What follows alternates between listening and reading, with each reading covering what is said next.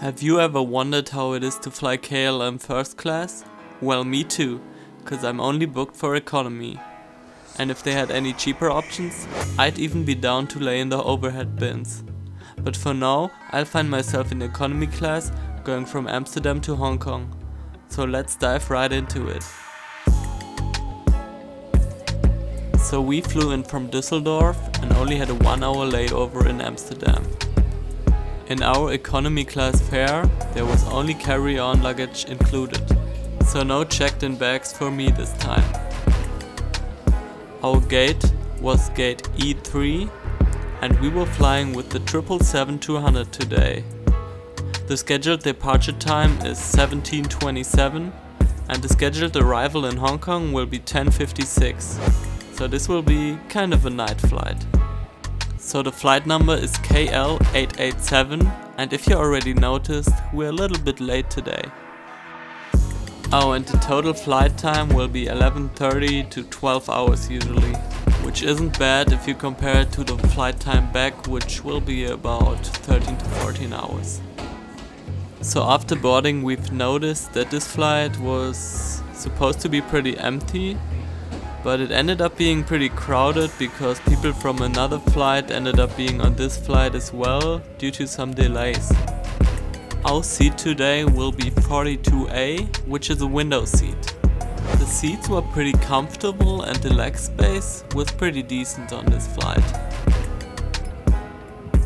The entertainment system on this flight was looking quite modern, offering a variety of movies, also some newer ones from this year, a lot of games and audio podcasts and music. Underneath the screen there's a USB outlet as well as an auxiliary plug, I believe it's called. The reaction time of the screen, which is often a problem on flights, was quite decent.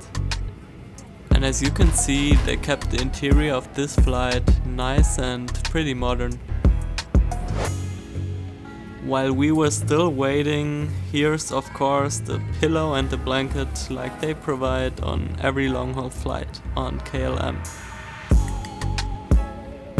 The leather headrest doesn't look too comfy, but it's pretty decent. And then we were off to a not perfect start because we had about 1 hour delay. Hopefully we can make that back on this flight, let's see.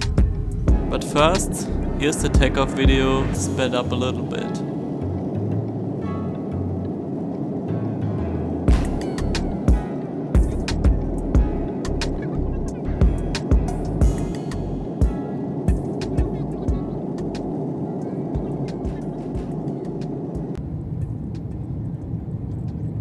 As we were flying over the clouds of the Netherlands and Germany, I figured out that there was free Wi-Fi available. That was pretty surprising to me. Unfortunately, there was only messaging, but who am I to complain about this? Also, we received a welcoming, refreshing towel as well as a water bottle as a greeting on this flight. Taking a look at the restrooms, they were quite nice. They offer you a power outlet if you need to charge or use something electrical. The wooden floors look really nice and they had a really unique touch, and the restrooms overall are pretty spacious. After being in the air for a little longer, they started serving the first dish.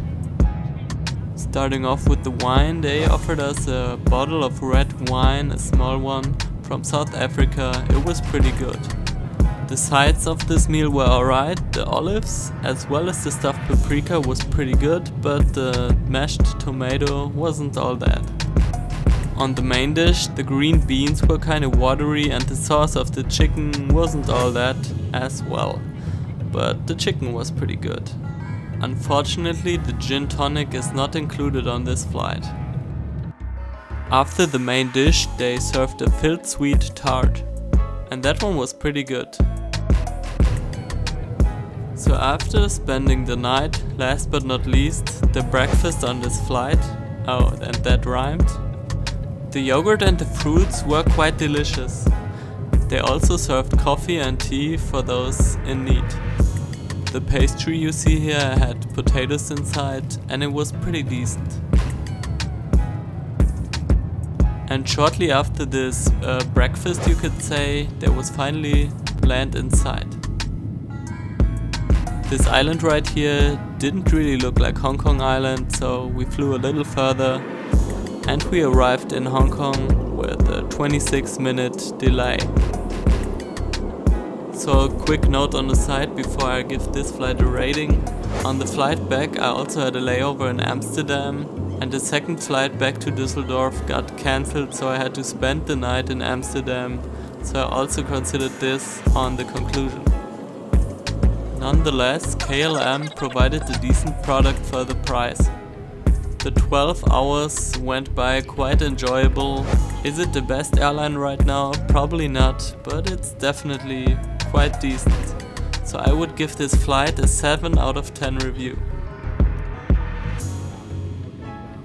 After the arrival at Terminal 1 at the Hong Kong International Airport, the immigration went by quite fast, and if your final destination is Hong Kong Island, there's a train taking you there right from the airport. Thank you everybody for watching and stay tuned for more content. I'm out. Peace.